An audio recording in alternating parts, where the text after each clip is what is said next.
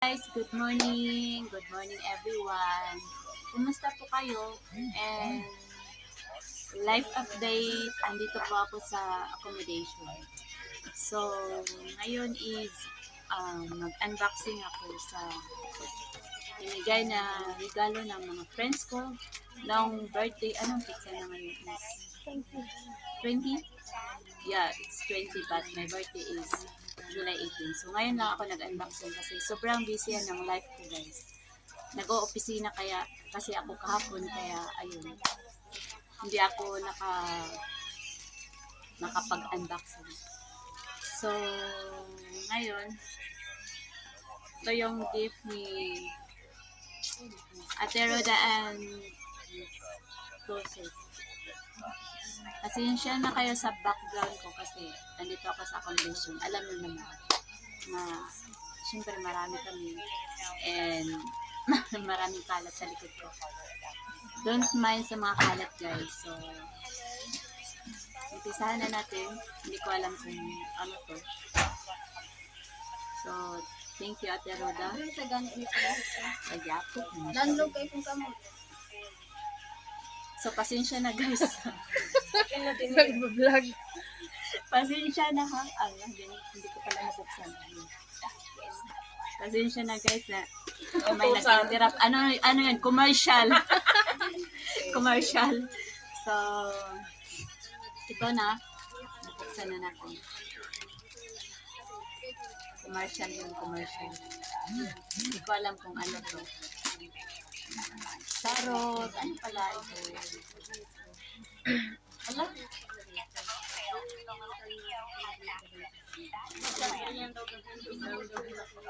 Wow! So cute! Ang cute naman. So, thank you, te. Nice kay siya. Then, and fit kay na po. May telepono So, ba na may fit. tumatawag? Meron na akin yan. Sino to?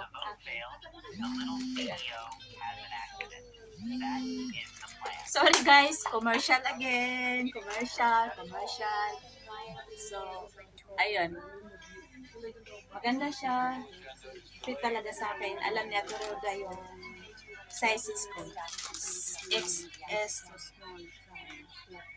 And perfume. Thank you, Roda. Hindi man ako mag-expect ng gift or at least may pupunta na friend. Pero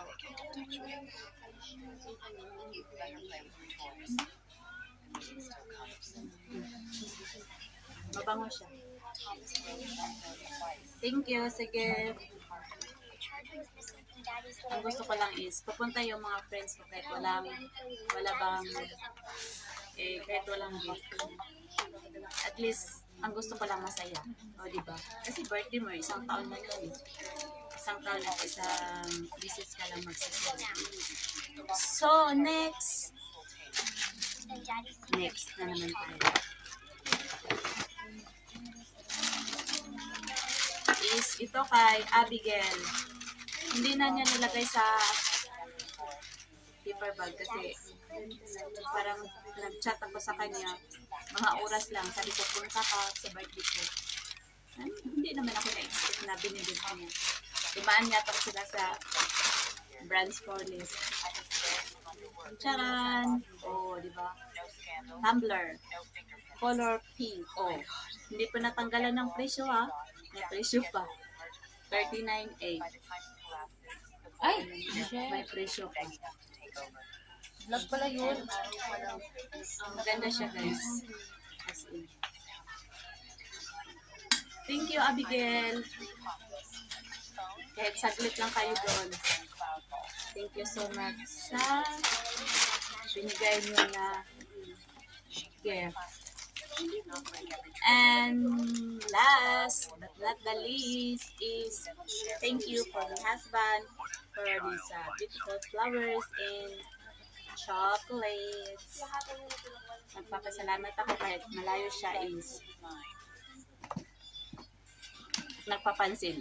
Joke. nagpapakita ng love and care sa akin. Kahit malayo siya. And bakit nakarating ito sa Dubai? Pinansyapan niya si Ate Roda na bibilhan. Na-surprise ako. As in, kasi, hindi ko alam. Ngayon lang to. Mag 3 years na ako sa Dubai, pero yung birthday ko ngayon lang siya nagbigay. O, diba? Hindi naman masarap. Na-appreciate ko yung taong nagmamahal sa akin at pumupunta sa birthday ko. Kaso lang, yung ibang friends ko na dito sa accommodation, hindi sila nakapunta kasi bawal sila pumunta sa iba.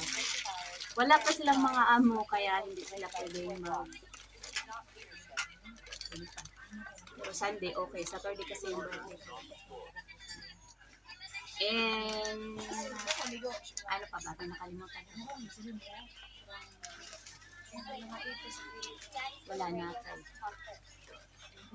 So, yun lang guys. Wala na akong iba vlog kasi andito kami sa condition, hindi makalabas, sarado. Kung lalabas ako mag-ask pa ng permission, tapos may mga papers pa na reason bakit lalabas, ganito, ganito. So, ang dami pa ang pagdadaanan kung gusto mo lumabas, kahit vacation ka. And with pay naman. Pero, para pa rin kagaya ng mga kasama ko na priso. Hindi ba siya basta nakalabas? So, okay lang yan kasi at least safe naman, di ba? Ginagawa nila yan para sa mga maids nila na para safety, walang nangyayari. Kasi sila din ang nanay. Diba? So, yun lang guys, life update dito sa accommodation and yung mga kasama ko, iba-iba yung mga mga ginagawa, busy. So, thank you for watching. Bye-bye. Maasalamat. And God bless.